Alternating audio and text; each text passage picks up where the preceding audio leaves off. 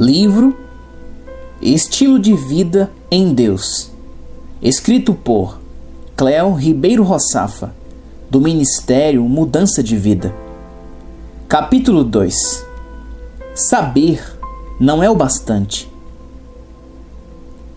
Chegando Jesus à região da Cesareia de Filipe, perguntou aos seus discípulos: quem os outros dizem que o Filho do Homem é? Eles responderam: alguns dizem que é João Batista, outros Elias e ainda outros Jeremias ou um dos profetas. E vocês? Perguntou ele. Quem vocês dizem que eu sou? Simão Pedro respondeu: tu és o Cristo, o Filho do Deus vivo.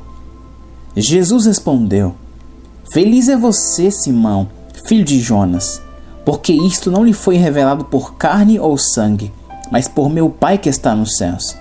Mateus 16, do 13 ao 17. É impressionante como, no momento da vida, uma pessoa pode dar passos importantes, corretos, que conduzem a uma vida vitoriosa, e de repente, mesmo sabendo o que é certo e o que se deve fazer, ser capaz de fazer tudo errado.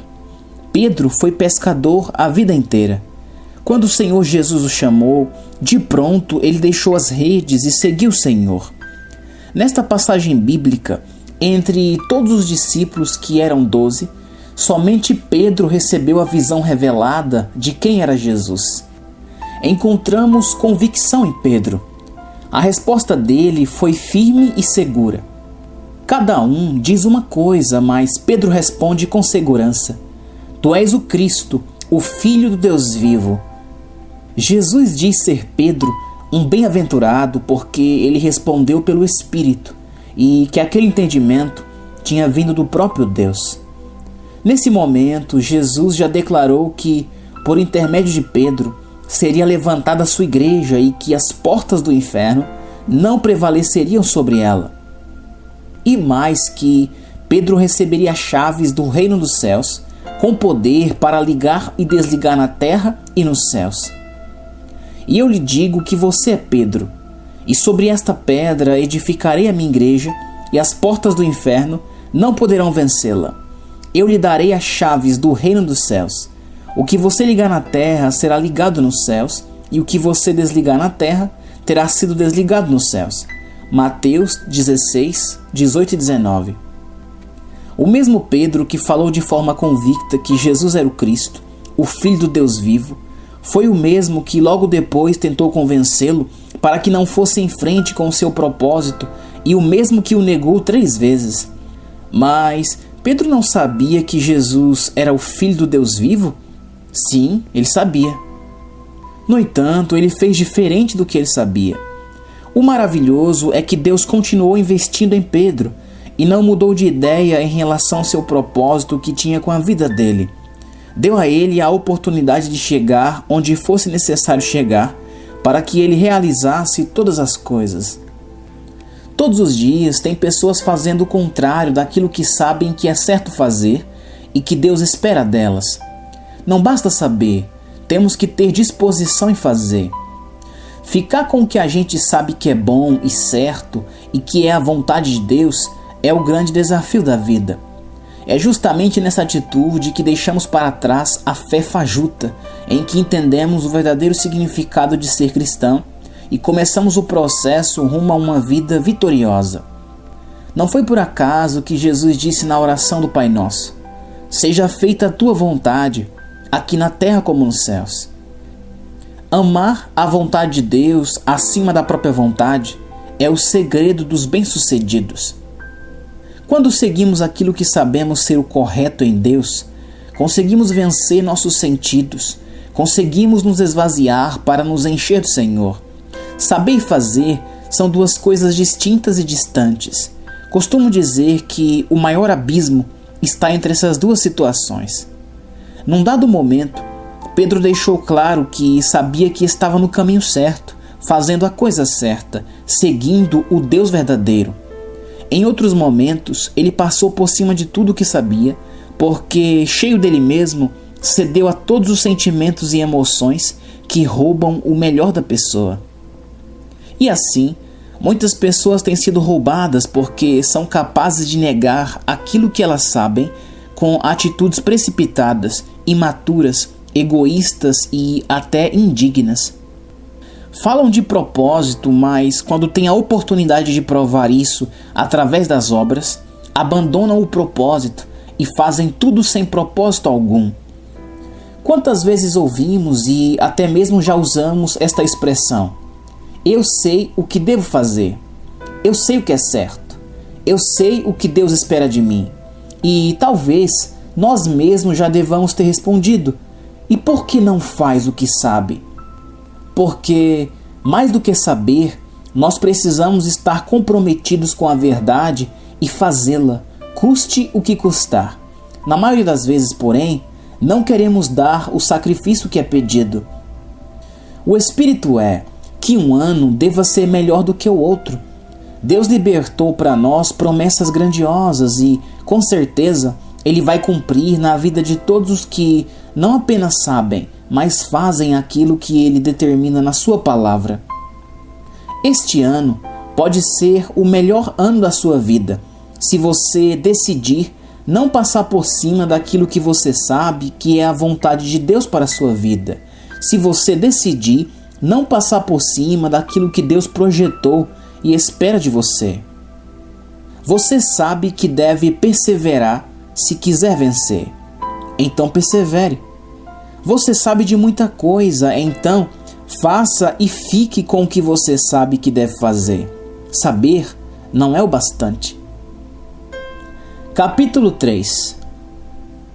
Toque o coração de Deus. Mas agora o seu reinado não permanecerá. O Senhor procurou um homem segundo o seu coração e o designou líder do seu povo, pois você não obedeceu ao mandamento do Senhor. 1 Samuel 13:14.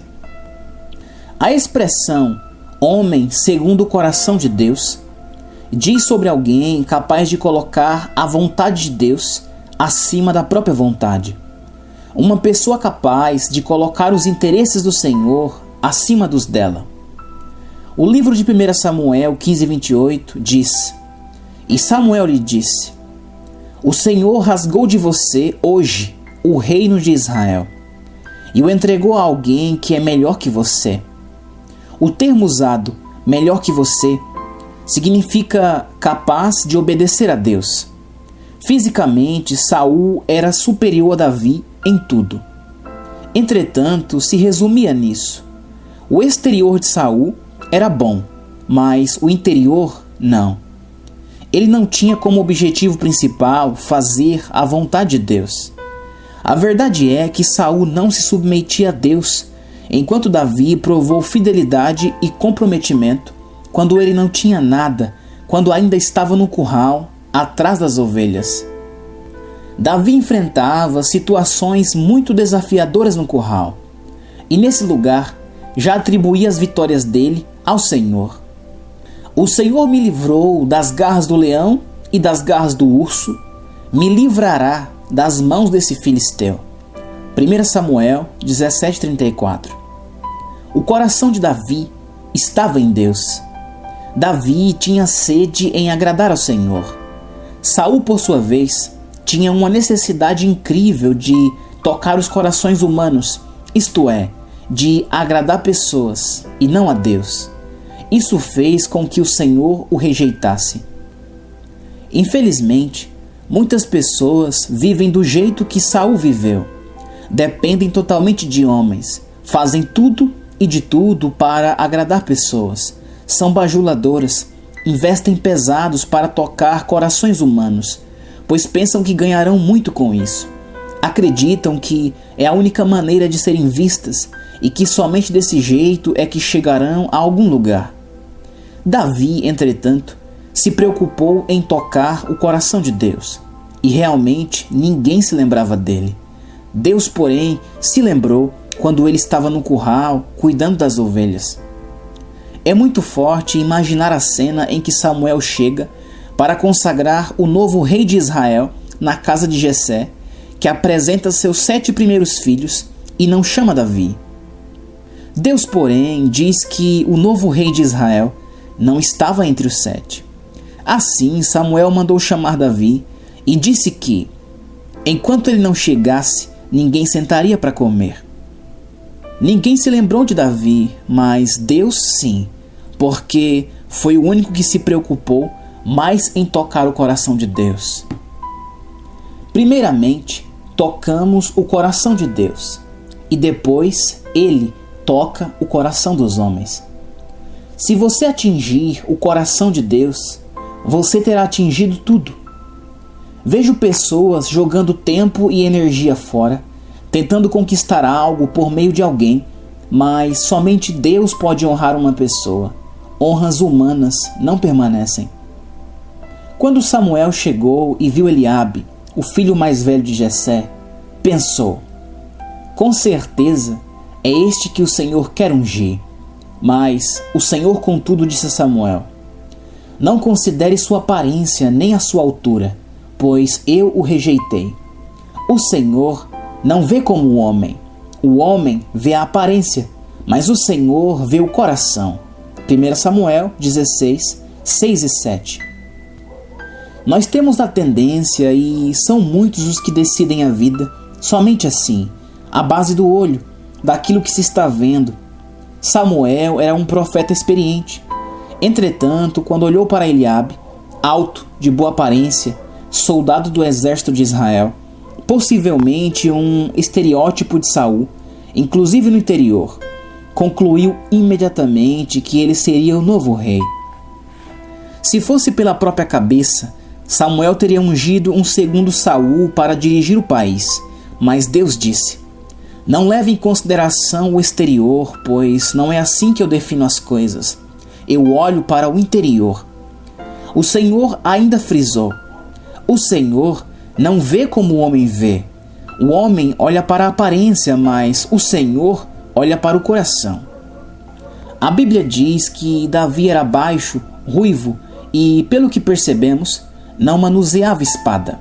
Jessé, o pai, não dera a Davi crédito algum, mas Deus o escolheu e o fez rei de Israel pelo coração. A decisão de Deus foi sobre o que ninguém estava vendo.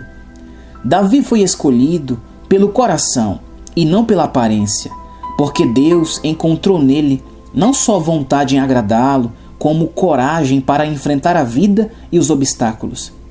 O Senhor viu que, sendo capaz de cuidar tão bem das ovelhas, certamente cuidaria e defenderia muito bem a nação, o seu povo. Eu creio que esta mensagem vem para abrir o entendimento de quem vive de forma superficial, uma fé apenas de aparência e de imagem. Querem muito, mas tocando corações humanos. Tenha em mente que, primeiramente, tocamos o coração de Deus. Depois, Ele toca o coração dos homens para nos favorecer. Deus escolheu Davi pelo interior. E, ao falar de interior, estamos falando de boa atitude, de intenções e motivações corretas em Deus. Para você ser grande e forte fora, tem que ser grande e forte dentro.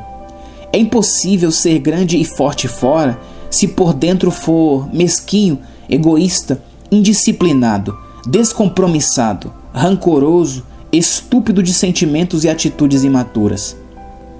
Pense sobre a profundidade desta mensagem. Posicione-se em Deus. Toque você também o coração de Deus.